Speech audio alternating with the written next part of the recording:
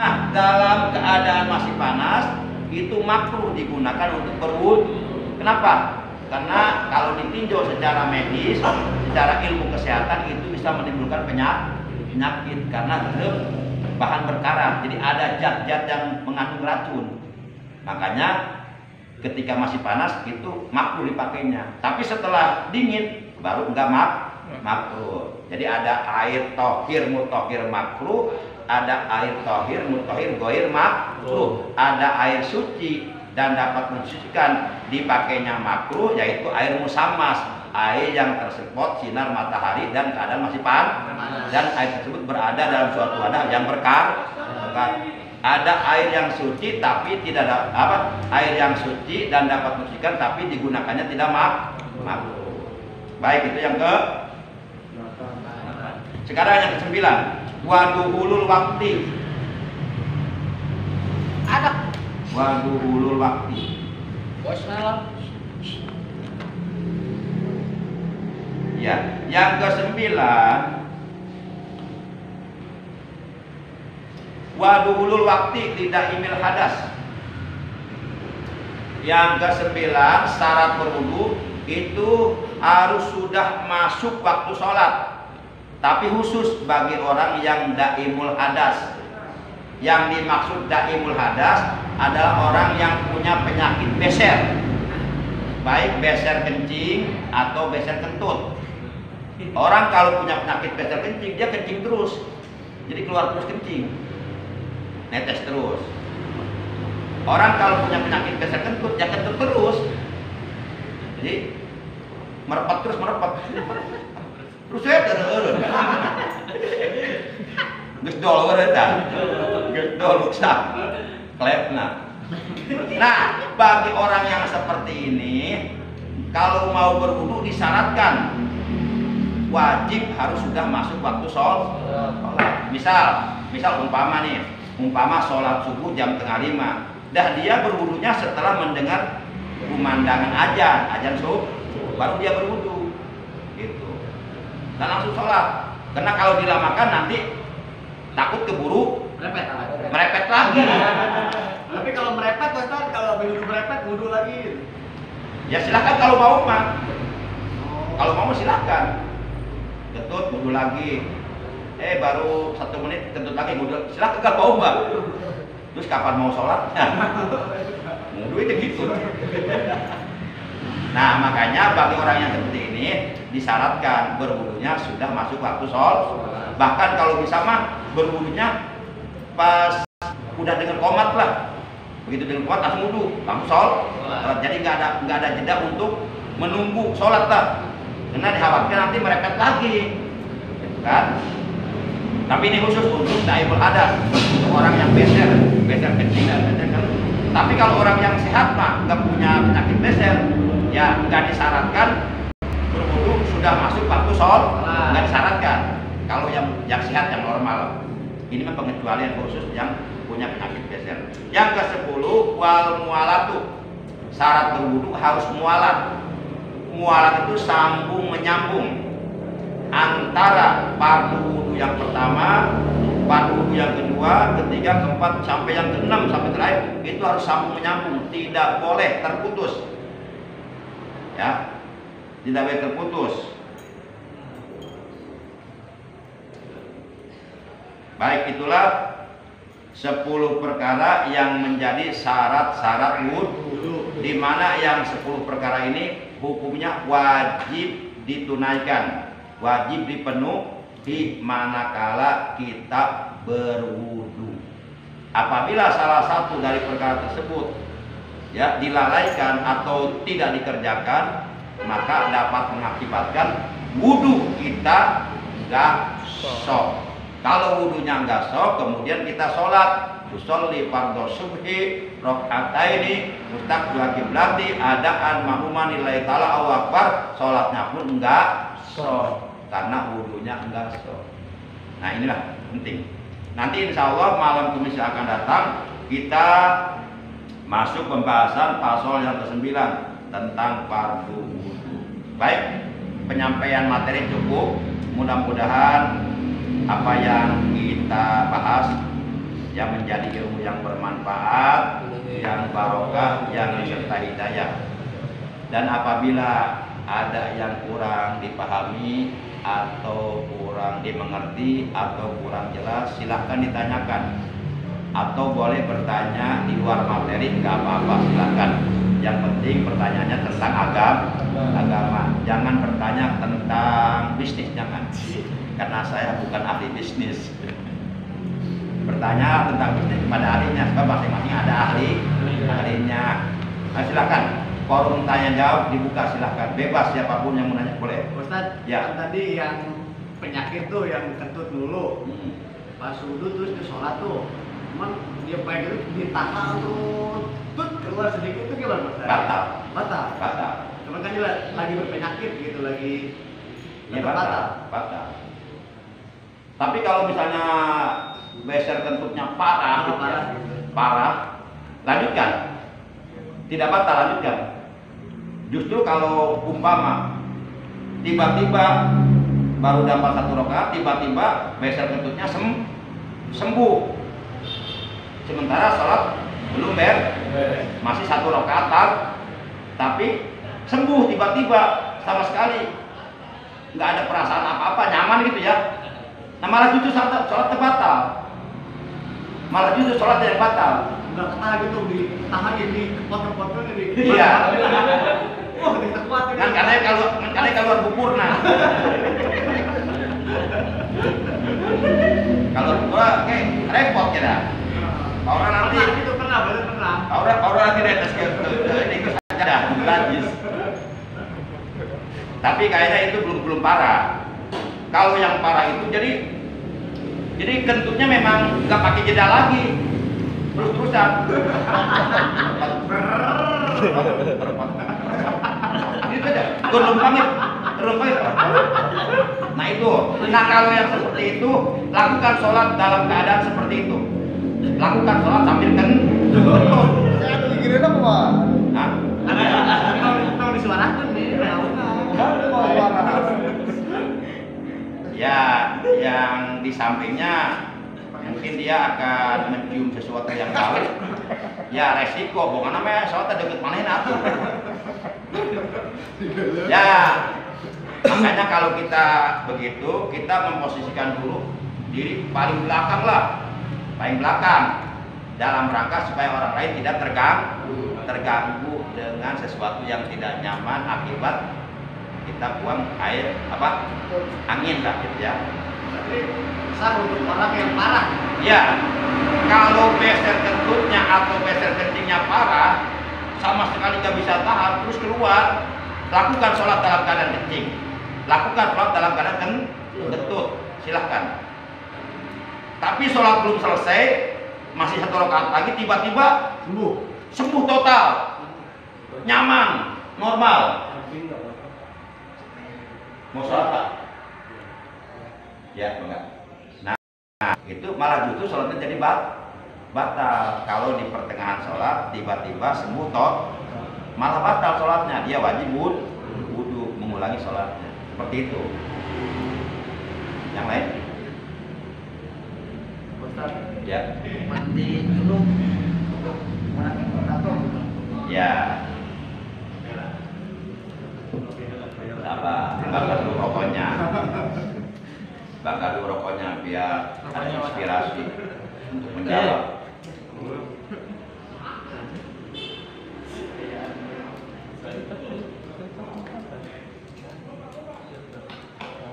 Pertanyaannya adalah bagaimana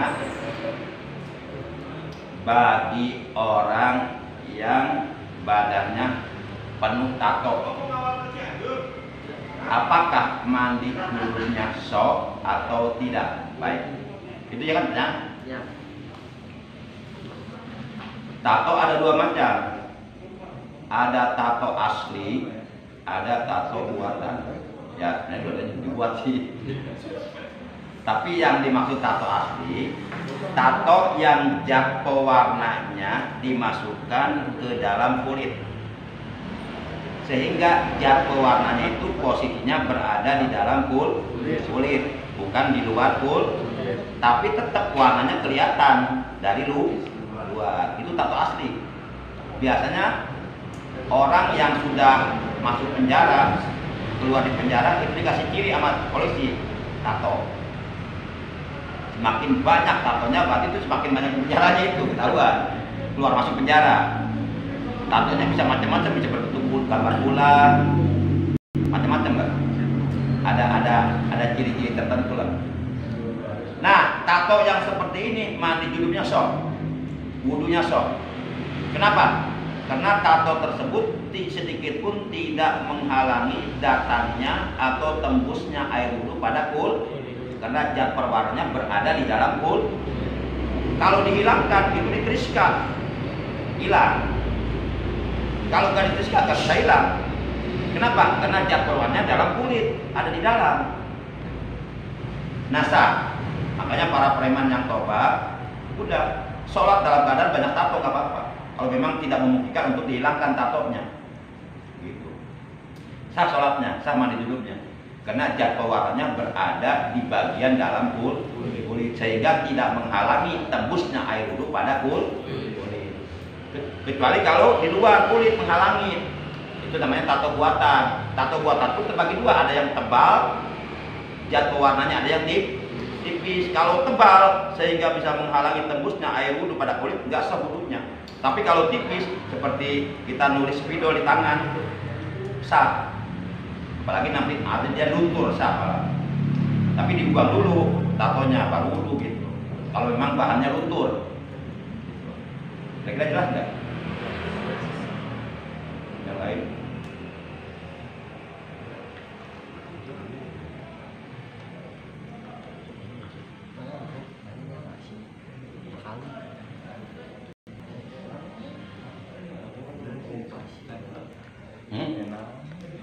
Kan wudhu membasuh kedua tangan sampai siku. Ya. Misalnya dia nggak ada tangan sebagian sini kan, dibasuhnya itu. Mau agak ke depan apa? Buntu. Emang mau lagi ngapain situ? Ya, ulangi silakan. Kan membasuh apa batu kan ada orang membasuh kedua tangan. Iya. Misalnya dia nggak ada tangan sebagian sini. Oh, dilebihin itu maksudnya. Enggak, tangan hilang. Tangannya buntung satu. Apa harus dibasuh segini apa sebelah kanan doang gitu? Iya. Kata Allah dalam Al-Quran, "I'malu ala makanatikum." Beramalah kamu sesuai kemampuan kamu. Ya kalau memang tangannya buntung, ya yang dibasuh. Oh, ini yang ditanyakan tangannya buntung ini. Ya.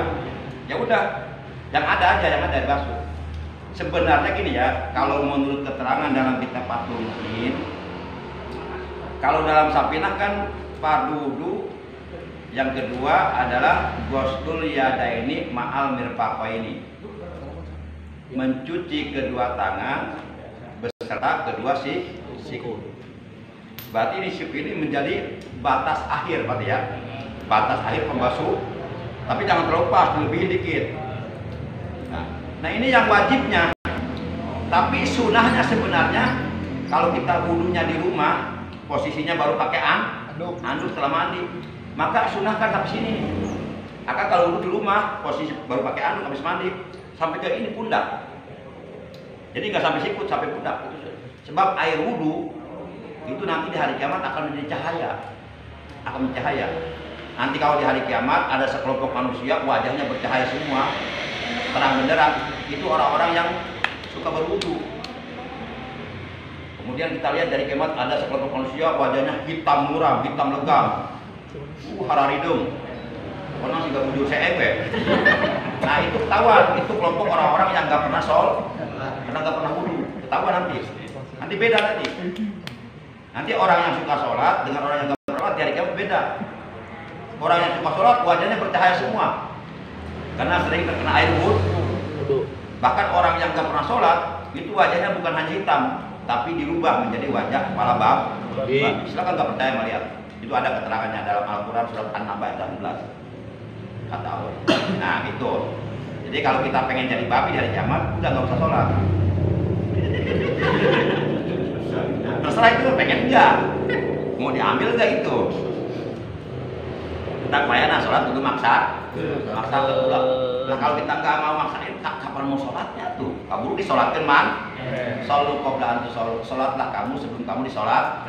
Sholatlah kamu di belakang imam sebelum kamu disolatkan di depan imam. Pasti satu saat kita akan disolatkan di depan imam, mau nggak mau. Kita nggak bisa nolak pasti. Kapan? Kalau kita udah menjadi mayit. Gitu.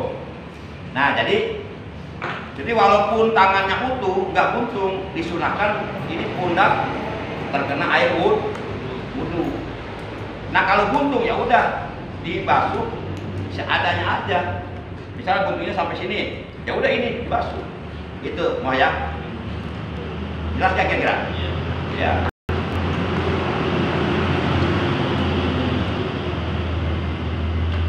Ya satu lagi deh.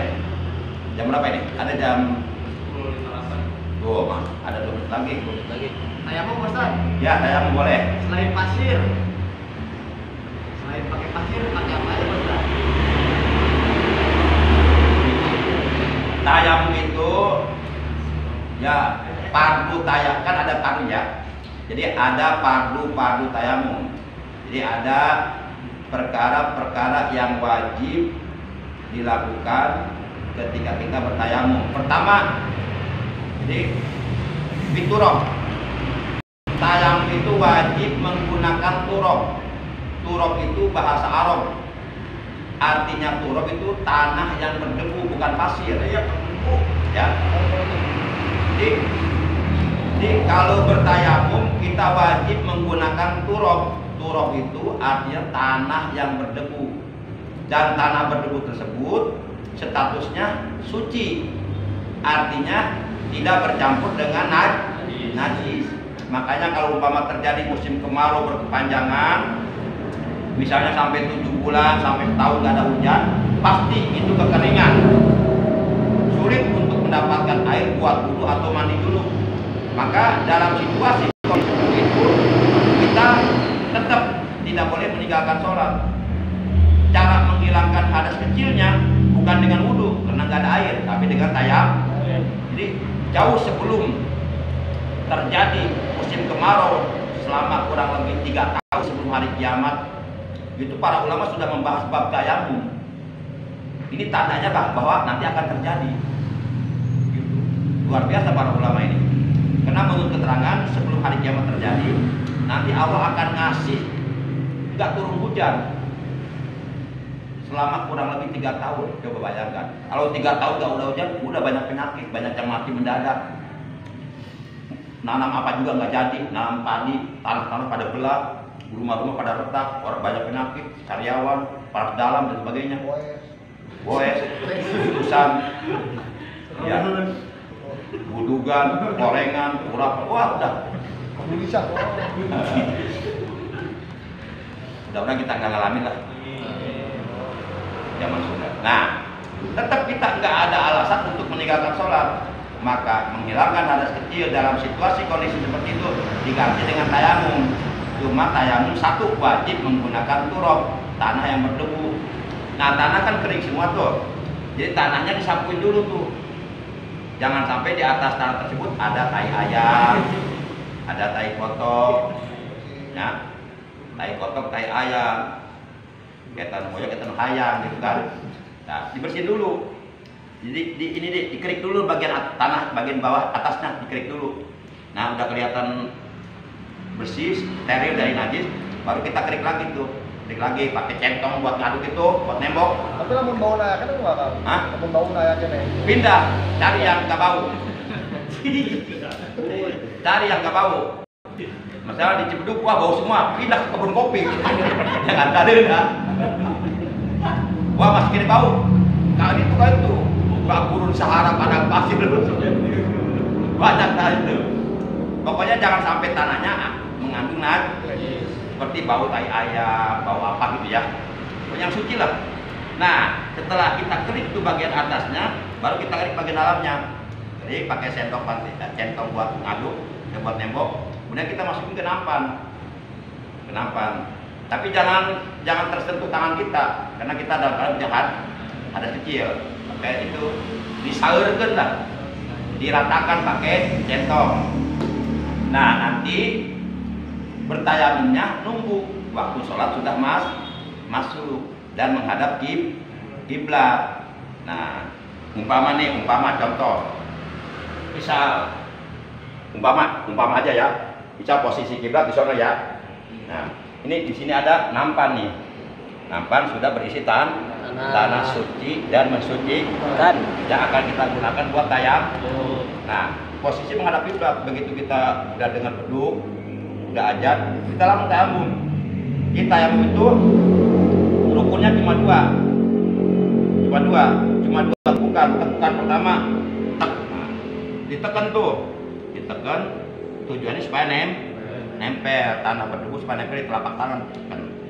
Langsung begini. Nah, bismillahirrahmanirrahim. Begitu nempel ke muka, bismillahirrahmanirrahim. Nawaitu tayammuma listibahati sholati fardhu lillahi ta'ala. Dalam hati ngomong, aku niat tayamum karena membolehkan shol wajib kena Allah Ta'ala. Udah diratakan seperti orang pakai bedak aja. Pakai bedak. Nah, kan ada sisanya tuh. Gitu kan. Jangan sampai ke sini. Kalau sisanya yang udah dipakai ke sini, ini jadi mustakmal. Kasar nanti. Nah, kalau perlu pakai lap, ada bersih. Nah kalau udah bersih nggak ada, baru tepukan yang kedua. Tep ke sini nih, kanan dulu, tarik ke sini. Nah ini jangan dulu, karena ini belum dipak. Buat yang kiri, nah ini yang buat yang kiri tek dah. Nah terakhir baru disatukan. Udah langsung sholat beres. Oh kirain tayamum aki. Enggak, ketemu gitu ketemu. Lamun tayamum nah kayak ketemu pakai sasagon.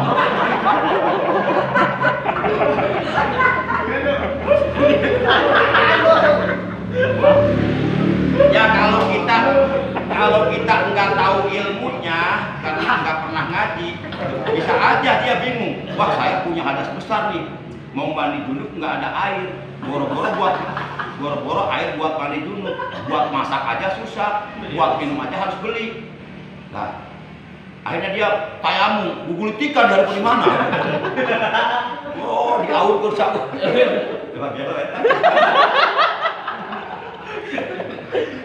Nah, itu kalau nggak tahu ini bisa seperti itu. Kalau nggak tahu ilmunya. Jadi baik untuk menghilangkan hadas kecil maupun untuk menghilangkan hadas besar. Cara tayamum seperti tadi itu udah sama. Cuma dua doang. Iya, dua tepukan. Tepukan pertama untuk umum, tepukan kedua untuk batang. Udah beres. Udah suci sholat. Jadi nggak ada alasan untuk meninggalkan sholat. Junubnya hilang itu. Apanya? Junub. Hilang. Tanpa ngebasuh langit. Ya itu mah dilap lah tuh. Ya. Eta mah memeh tayamum dilap lah. Istilah lengket mah. Jadi sebelum tayamum itu si Abdul Goplat dilap dulu pakai lap basah. Sebelum tayamum. Pakai kanebo. Atau beli gelas hiji korbankeun gang 1000 perak saker mandian si Abdul Goplat. Aya bener gelas mah. Tapi itu dilakukannya sebelum tayamum. Yang lain nggak ada, cukup. Ayo. Tayamum kan benar-benar nggak ada air. Terus tapi misalnya jarak dari sini ke Cibucil ada air gitu. Harus usul apa tayamum? Ya, kan perkara yang menyebabkan seseorang dibolehkan tayamum itu ada 3 perkara. Di asbabut tayamumi salah satu. Sebab bolehnya tayamum ada 3. Pertama, faqdul ma'i, karena tidak ada air sama sekali. Nah, mengenai kalimat tidak ada air sama sekali, itu ada ininya, ada ketentuannya. Jadi ketentuannya ke arah timur, barat, selatan, itu jarak 7 sumur kira-kira, 7 rumah. Ke arah timur 7 rumah, 7 sumur udah kita tadi nggak ada. Ke Demikian pula ke arah barat, utara, selatan nggak ada. Baru kita boleh tayamum. Tapi kalau kita dapat informasi misalnya di Bekang, Sumur Kopak ada air, ya kita ke sana ngambil air. Jadi nggak usah tayamum setelah. Malas gitu kan? Malas saya sama itu, gimana? Sah apa batal? Malas ngambil air Bekang, apa malas tayamum, apa malas sholat ya? Malas ngambil air lah gitu kan? Tayamum sah apa? Sah. Tetap sah. Iya, yang penting patokannya 7 sumur. Nah dari sini ke Bekang ada nggak 7 sumur? Ada ya? Ada. Berarti memenuhi syarat boleh. Tapi kalau akang mah daripada tayamum pakai air, kalau pakai air mas nyaman, bersih lah. Yang kedua, air ada, tapi terbatas sedikit. Dari itu hanya akan digunakan untuk masak. Daripada kita nanti nggak bisa masak, gara-gara airnya dipakai tayamum, pakai wudhu, hanya kita kelaparan. Nah, akhirnya sholatnya terbusu, dapat Nah, mendingan itu air yang sedikit gunakan untuk masak, kita tayamum. Yang ketiga, air ada, tapi kita sakit. Yang kata dokter ini tidak boleh terkena air. Kalau terkena air, umpama nih kata dokter ini mengakibatkan sakit akan tambah parah. Udah gak usah wudhu, mendingan tayamum kalau memang keadaannya seperti itu. Ini sebenarnya mudah sebenarnya. Gitu. Kalau kitanya mau ibadah itu mudah sebenarnya, asal kitanya ada kemauan aja. Nah yang susah itu bukan ibadahnya, kitanya nyusahin diri karena nggak ada kemauan itu.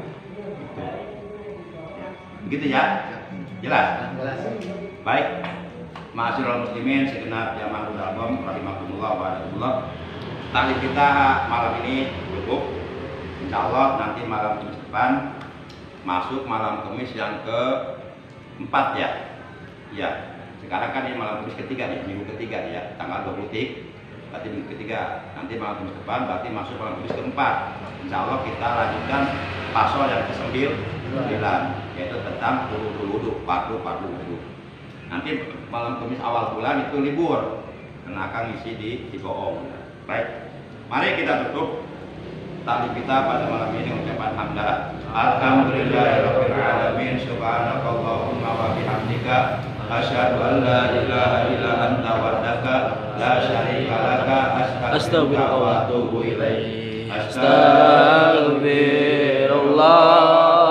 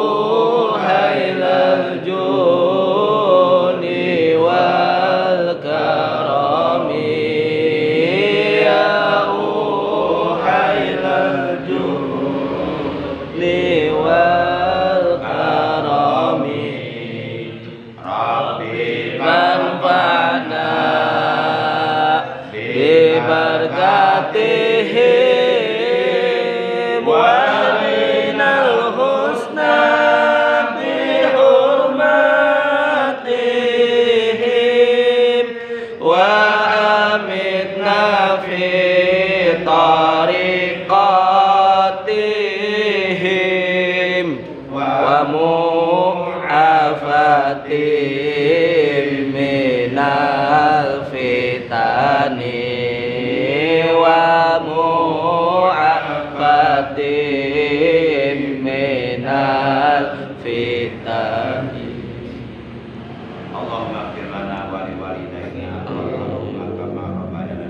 wali abaina wa ummahatina wa habibina wa rahmatina wa lidalina wa jaddatina wa li auladina wa li ikhwanina wa li akhwatina wa li qurabatina wa li ustadina wa li muallimina wa li masyayikhina wa li man ahsana ilaina wa li jami'il muslimina wal muslimat wa li mu'minina wal mu'minat ila ya'imil amwat Allahumma alikman bi alamin salam islam wal muslimin Allahumma salimna wal muslimin wal mujahidina fi sabilillah wa barik wa ulama warasatil anbiya fi Indonesia salim wa ba'sur min salil zalimin wal munafiqin barik wa ulama malakan adilan bi izzatika wa qudratika innaka ala kulli syai'in qadir wa najidna ilman nafi'an wal hidayah wa atina min ladunka rahmah wa hayyi lana min amrina rasyada wa atina min dunya hasanah wa fil akhirati hasanah wa qina adzabannar wa sallallahu ala sayyidina Muhammad wa ala alihi wa sahbihi baraka wa sallam subhana rabbika rabbil izzati amma yasifun wa salamun alal mursalin walhamdulillahi rabbil alamin. Terima kasih. Adanallahu wa iyyakum ajmain. Wassalamualaikum warahmatullahi wabarakatuh.